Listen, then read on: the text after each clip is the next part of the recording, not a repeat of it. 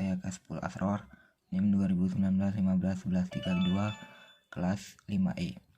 Baiklah, pada video kali ini saya akan menjawab soal dari mata kuliah adaptif olahraga. Baiklah, soal yang pertama yaitu jelaskan apa yang dimaksud dari 1. Tunanetra, 2. Tunarungu, 3. Gangguan komunikasi, 4. Gunagrahita, 5. Tunadaksa, 6. Tunalaras, 7. Kesbel, 8. ADHD, 9. Autis, dan 10. Tunaganda. Baiklah, saya langsung jawab saja. Yang pertama, tunanetra. Tunanetra adalah mereka yang tidak memiliki penglihatan sama sekali atau buta total, hingga mereka masih memiliki sisa penglihatan tetapi tidak mampu menggunakan penglihatannya untuk membaca tulisan biasa berukuran 12 poin dalam keadaan cahaya normal sekalipun. Baiklah, yang kedua, tunarungu. Tunarungu artinya rusak pendengaran dan dianggap lebih baik halus, sopan, dan formal, sedangkan tuli tidak dapat mendengar karena rusak pendengarannya dan terkesan lebih kasar. Meskipun demikian, tidak semua orang tuli memiliki kemampuan berkomunikasi yang sama. Ketiga,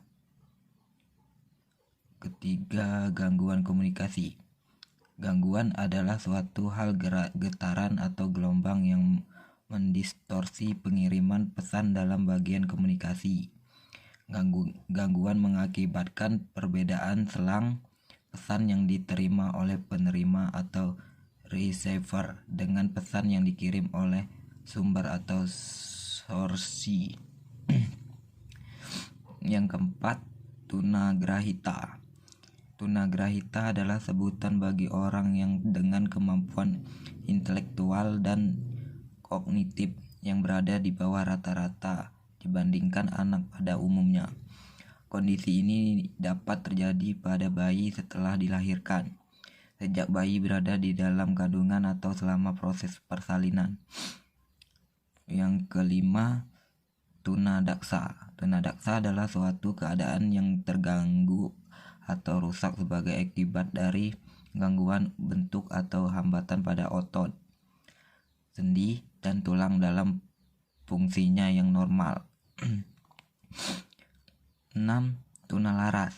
Tunalaras adalah individu yang mengalami hambatan dalam mengendalikan emosi dan kontrol sosial individu. Tunalaras biasanya menunjukkan perilaku menyimpang yang tidak sesuai dengan norma dan aturan yang berlaku di sekitarnya. Dan yang ketujuh, kesulitan belajar atau kesbel. Kesulitan belajar merupakan suatu kondisi di mana peserta didik tidak dapat belajar dengan baik disebabkan karena adanya gangguan baik berasal dari faktor internal siswa, dibatasi faktor inteligensi, faktor inteligensi maupun faktor eksternal siswa. Yang ke-8, ADHD. ADHD atau Attention Deficit Hyperactivity Disorder adalah pengguna mental yang menyebabkan seorang anak sulit memusatkan perhatian serta memiliki perilaku impulsif dan hiperaktif sehingga dapat berdampak pada prestasi anak di sekolah. 9. Pengertian autisme. Autisme adalah gangguan perkembangan otak yang memengaruhi kemampuan penderita dalam berkomunikasi dan berinteraksi dengan orang lain. Di samping itu, autisme juga menyebabkan gangguan perilaku dan membatasi minat penderitanya. Dan yang ke-10 atau yang terakhir, tunaganda. Tunaganda adalah individu yang memiliki kombinasi kelainan atau baik dua jenis kelainan atau lebih yang menyebabkan adanya masalah pendidikan yang serius, sehingga dia tidak hanya dapat di atas dengan suatu program pendidikan khusus untuk satu kelainan saja, melainkan harus didekati dengan variasi program pendidikan sesuai kelainan yang dimiliki. Soal yang kedua, buatlah satu contoh saja bagaimana cara melakukan adaptasi melalui modifikasi kurikulum umum yang kemudian dirubah dan disesuaikan untuk ABK. Jawabannya, contohnya pada modifikasi ini atau materi berarti materi pelajar yang diberlakukan untuk peserta didik reguler dirubah untuk disesuaikan dengan kondisi peserta didik berkebutuhan khusus.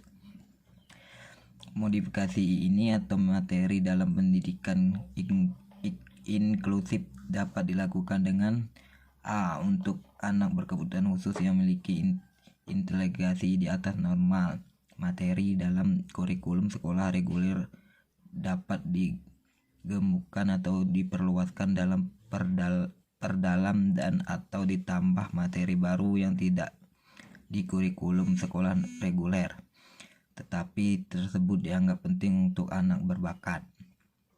Yang B atau yang kedua, untuk anak berkebutuhan khusus yang memiliki inteligensi relatif normal, materi dalam kurikulum sekolah reguler dapat tetap dipertahankan atau tingkat kesulitannya diturunkan sedikit.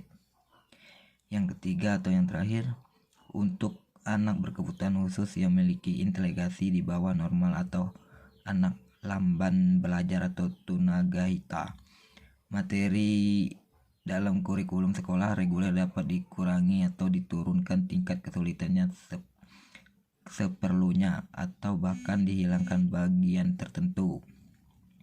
Modifikasi kurikulum dalam isi atau materi ini dapat meliputi penyesuaian standar kompetensi dan kompetensi dasar atau SK dan SKKD. Baiklah, itu saja menjawab soal dari mata kuliah adaptif olahraga. Apabila ada kekurangan atau kesalahan saya mohon maaf. Wabillahi taufiq walhidayah. Wassalamualaikum warahmatullahi wabarakatuh.